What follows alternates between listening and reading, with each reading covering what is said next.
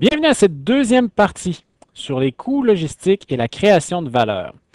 Dans cette deuxième partie, nous nous intéresserons plus précisément à l'analyse des coûts logistiques et des revenus logistiques.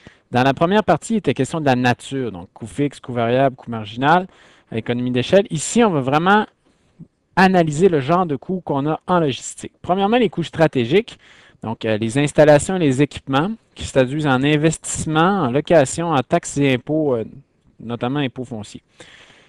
Taxes foncières, pardon. Ici, donc en coûts stratégiques, dans nos modèles, la majorité du temps, ça va s'illustrer par des paramètres sur des variables binaires. Donc, ouvrir ou fermer des installations ou des équipements. Donc, oui ou non, 0, 1. Pour ce qui est de l'opérationnel maintenant, ça va être majoritairement des variables donc quantitatives, des variables continues. Sur le plan temporel, les coûts d'immobilisation des stocks, ça ici, c'est effectivement, ça va être des paramètres sur les quantités. Les coûts de rupture de stock, on va en parler tantôt. Sur le plan spatial, le transport, la manutention, le passage aux frontières, les taux de change. Le plan morphologique, la transformation de la forme, donc préparation des commandes, donc préparation à l'achat, préparation en production, le coût d'achat, le coût de production et certains revenus, les revenus de vente. On va s'intéresser à certains coûts importants donc en logistique, les coûts d'immobilisation des stocks. Ce sont vraiment des coûts qui changent en fonction du niveau des stocks. On voit ici, par exemple, ce qu'on utilise souvent, c'est en fonction de la valeur, donc 20 par année. Donc, c'est un coût de stockage. Il est important ici de l'expliquer, de voir d'où ça vient. Donc, il y a premièrement le coût du capital.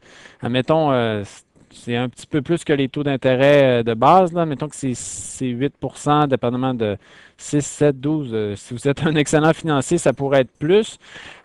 Donc, c'est un coût d'opportunité. Le coût de service maintenant, mais ça, c'est les assurances et les taxes. Les assurances, donc ça peut être un coût qui est sur la valeur, donc contre le vol, euh, ou seulement pour l'assurance responsabilité. On va voir tantôt ici que le vol, c'est distingué. Donc, je m'excuse. Donc, les assurances, c'est sur, par exemple, l'immeuble. L'utilisation de l'espace. Ici, il faut se rappeler que c'est des coûts variables. Donc, c'est sur la quantité, ce n'est pas les coûts fixes. Les coûts fixes, c'est des coûts stratégiques. Donc, ça peut être lorsqu'on est en public, en entrepôt public, là, c'est plus évident parce qu'on se fait charger, par exemple, mensuellement pour le volume qu'on occupe. Donc, ça, c'est de toute évidence, c'est en fonction du volume, de la valeur. Le coût lié au risque, donc désuétude, bris, vol, changement de déplacement, donc relocalisation des stocks. Ça ici, c'est effectivement des coûts qu'on peut ramener sur une base quantitative. Donc voilà qu'est-ce qu'on veut vraiment comprendre par coût d'immobilisation des stocks, ce qui n'est pas nécessairement coût d'entreposage sur une base, par exemple, plus stratégique, donc la détention de l'entrepôt. Il faut que ça soit variable. Coût de commande, maintenant, c'est fixe sur la commande. Donc, à chaque fois que je commande, que je commande une unité ou 100 000, la commande va toujours, le coût de commande va être le même. Donc, quand on va parler de quantité économique de commande, ce coût-là est important. Préparer la commande, je vais vous faire un exemple à la micro-échelle, là, reculer un camion remorque vers le quai, qui ait une palette ou 50 ou 40, c'est-à-dire, ça prend le même temps. Donc ça ici, le salaire du commis à l'expédition pour ouvrir la porte du garage, tout ça, c'est du fixe. Donc, si on veut de la précision, le coût de commande doit être quelque chose de vraiment fixe. Le coût de rupture, maintenant, ça, c'est subjectif. On en a besoin parce que nos réseaux doivent être robustes. Puis dans les modèles qu'on va utiliser, c'est par ce genre de coût-là qu'on va tenir compte de cette réalité. Donc, ça peut être le coût d'une demande non satisfaite. Si on veut se distinguer de nos concurrents par la qualité de notre service puis la disponibilité de nos produits, ça peut valoir cher, ça. Le coût d'arrérage, donc être en retard.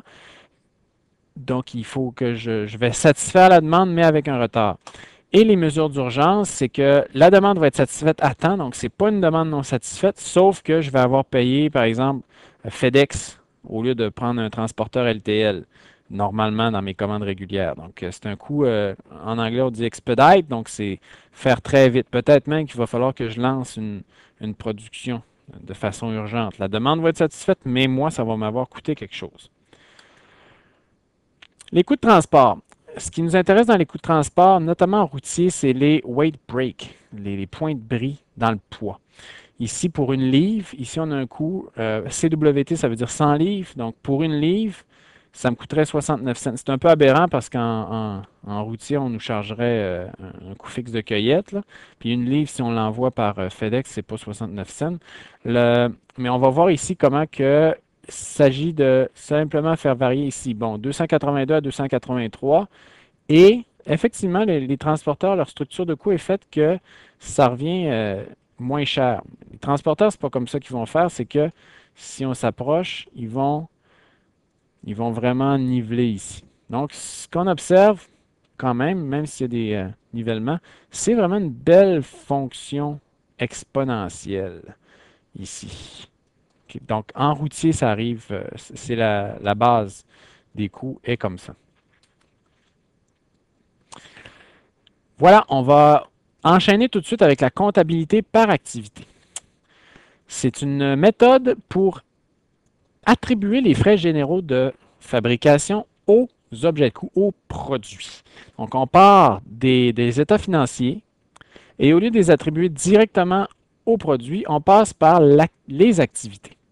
Donc, ça nous prend ce qu'on va appeler des inducteurs de ressources, donc transformer des frais dans les états financiers en frais, en coût des ressources, pour ensuite transformer les coûts des ressources en coûts des produits.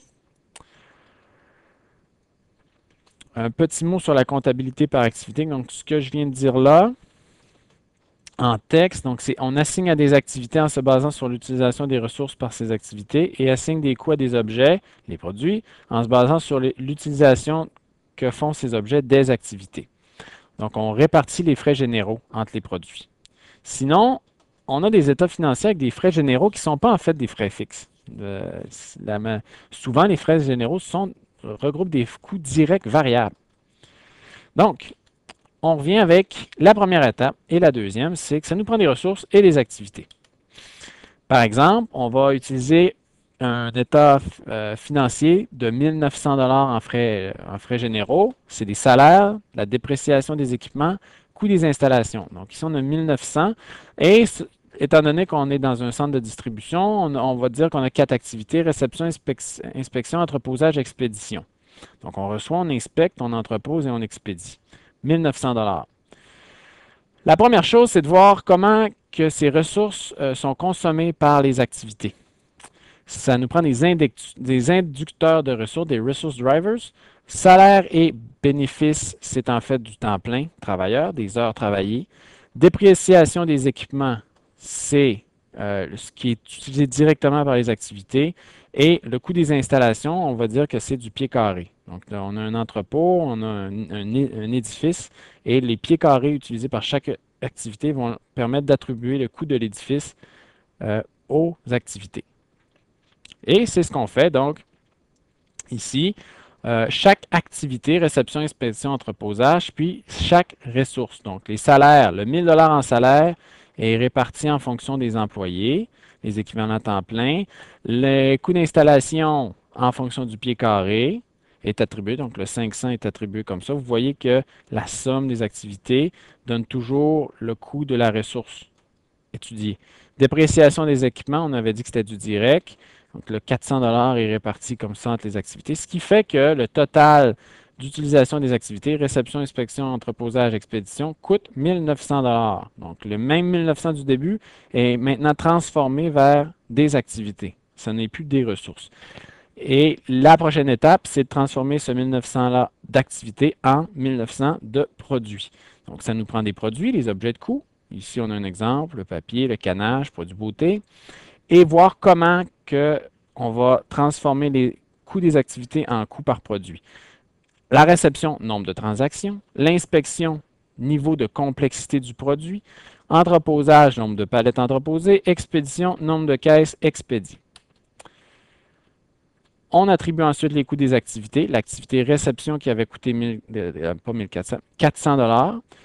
On a, en fonction d'un nombre de réceptions, réparti ces coûts-là. Même chose pour l'inspection. On dit qu'on a un facteur de complexité là, pour répartir les palettes, donc pour l'entreposage, ce qui fait que chaque papier, en tout, chaque ligne, chaque produit là, type, a coûté un certain produit, un certain coût. Et pour savoir le coût unitaire, il faudrait diviser par le nombre d'unités traitées. Voilà pour la comptabilité par activité.